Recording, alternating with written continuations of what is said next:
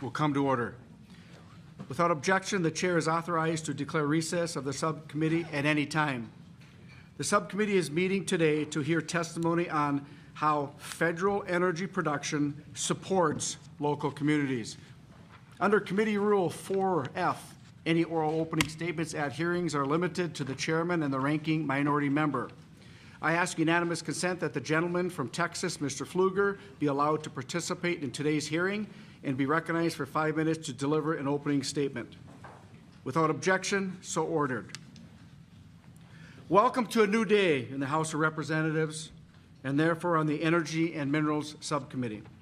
For the last 4 years, under Democrat control, this subcommittee has preached a keep it in the ground mantra regardless of its world impact.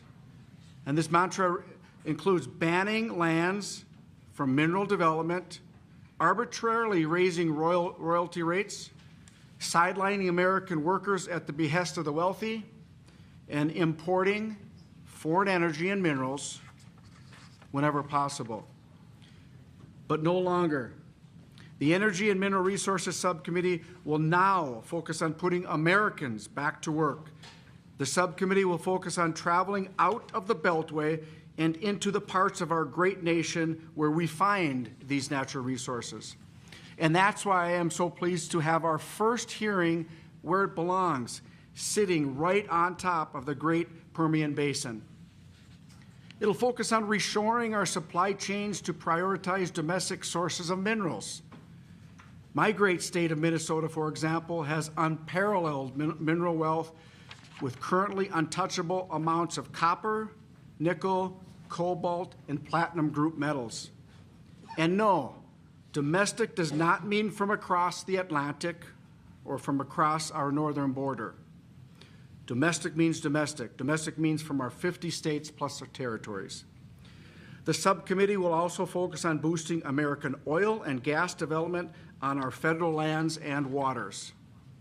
We have been endowed with the greatest resources in the world. We can use them to keep costs down and leverage an international geopolitical advantage. And we'll focus on other issues as relevant too, whether it's permitting for energy transmission lines or removing barriers to motivate energy technologies such as geothermal energy.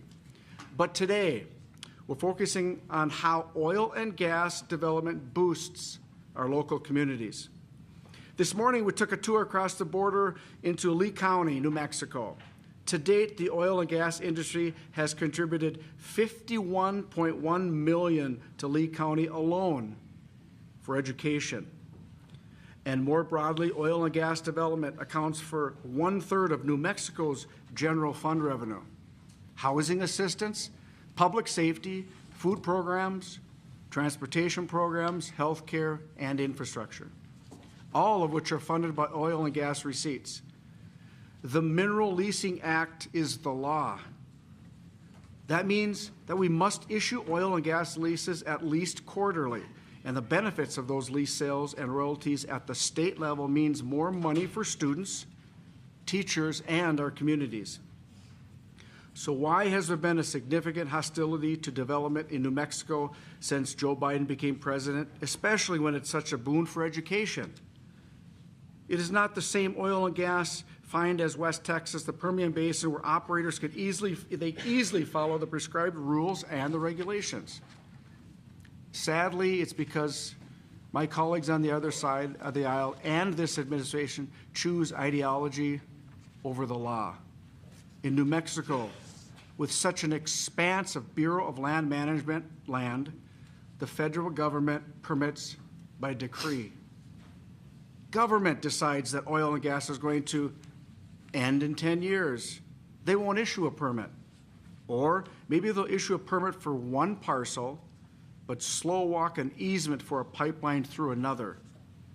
Or maybe the government decides a chicken or a lizard needs to be added to the endangered species list.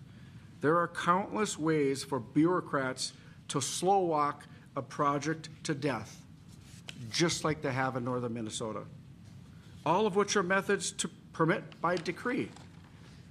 Contrast this with Texas across the state line.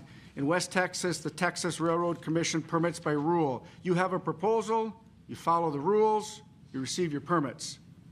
When permitting by decree, the administration picks and chooses winners and losers.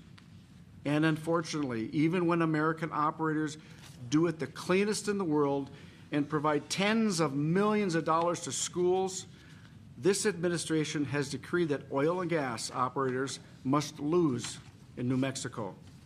And this isn't the only case where the government picks winners and losers. Just last month, Joe Biden chose to ban mining in more than 225,000 acres of an industrial working forest called the Superior National Forest, the district that I represent. It is the biggest copper nickel find in the world. 95% of our nickel reserves, 88% of our copper reserves, and over a third, 88% of our cobalt rather, and over a third of our copper and other platinum group metals, purely for political reasons, banned mining in northern Minnesota. But just 41 miles north, in the very same watershed, Canada permitted an open pit gold mine in under 3 years. Joe Biden decreed that my constituents are not allowed to mine domestic critical minerals. Meanwhile, miners in Canada simply followed their rules and they received a permit. It's wrong, it's misguided, and it's time we hold them accountable. With that, I look forward to this discussion today with our three witnesses, and I recognize the full committee chair, Bruce Resserman, for his opening statement now. Well, thank you, Pete. Good afternoon to everyone. August, it is an honor to be here in your district again. The last